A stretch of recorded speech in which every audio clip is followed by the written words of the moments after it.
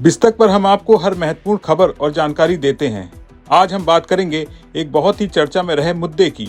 ये मुद्दा है पुरानी कारों की बिक्री पर जीएसटी। सोशल मीडिया पर इस मुद्दे को लेकर काफी हलचल है, मीम्स और नाराजगी भी नजर आ रही हैं। लेकिन आज हम आपको इस बारे में असल सच्चाई बताएंगे। तो बिना वक्त गंवाए आइए जानते हैं पूरी कहानी। हाल ही में जीएसटी काउंसिल ने पुरानी कारों की बिक्री पर जीएसटी को लेकर एक बयान जारी किया था, जिससे सोशल मीडिया पर काफी हलचल मच गई। कई लोग ये मान रहे थे कि अब पुरानी कार बेचने पर भी जीएसटी लगेगा, चाहे कार सस्ते दाम में बिके या भारी नुकसान हो। लेकिन सरकार के सूत्रों ने यह साफ कर दिया है कि बात सही नहीं है। तो सवाल है कि जीएसटी कब लगेगा। सरकार ने साफ किया है कि कंपनी की पुरानी गाड़ी के बेचने पर मार्जिन निगेटिव है, यानी कोई मुनाफा नहीं हो रहा है, तो उस पर जीएसटी नहीं देना होगा। इसका मतलब हुआ कि अगर आप पुरानी कार बेच रहे हैं और उस पर आपको नुकसान हो रहा है तो कंपनी पर कोई जीएसटी नहीं लगेगा। लेकिन यहाँ ये भी समझना होगा कि पुरानी कार बेचने पर कैसे मुनाफे और नुकसान का कैलकुलेशन होगा। इसे हम आपको एक उदाहरण से समझाते हैं।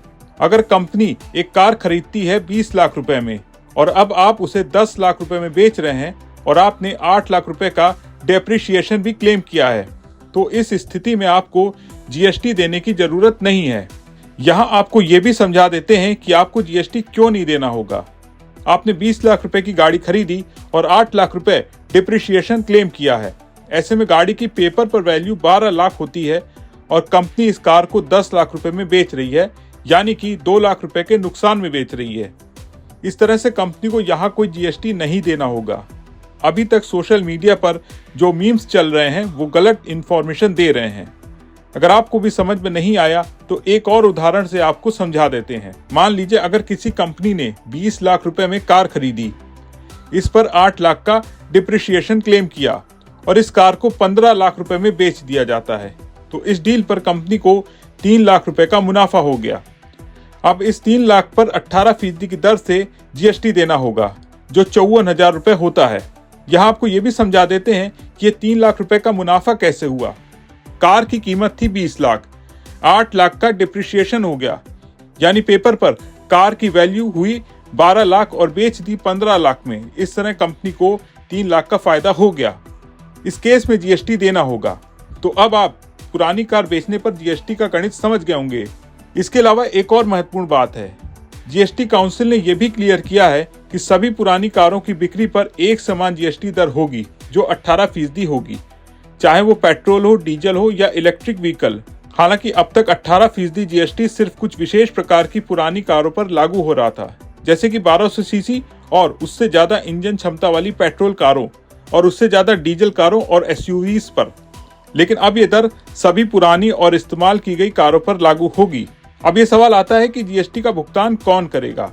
तो सरकार ने यह भी साफ किया है कि यह नियम सिर्फ रजिस्टर्ड व्यक्तियों पर लागू होगा। रजिस्टर्ड व्यक्तियों की कैटेगरी में Cars24, car-dekho.com या कोई भी रजिस्टर्ड कंपनी आएगी जो जीएसटी के दायरे में आती है। यानी जो लोग पुराने वाहन खरीदते और बेचने का कारोबार करते हैं, वे ही जीएसटी के लिए जिम्मेदार होंगे। अगर कोई आम आदमी एक दूसरे को कार बेचते हैं तो जीएसटी नहीं देना होगा। ये अब आप पुरानी गाड़ी पर जीएसटी के गणित को समझ गए होंगे। सोशल मीडिया पर कुछ और मुद्दे भी चर्चा में हैं, जैसे कि पॉपकॉर्न पर जीएसटी। उत्तर प्रदेश सरकार ने पॉपकॉर्न पर जीएसटी की दर को लेकर सफाई मांगी थी, क्योंकि पॉपकॉर्न को नमक और मसाले के साथ भी बेचा जाता है।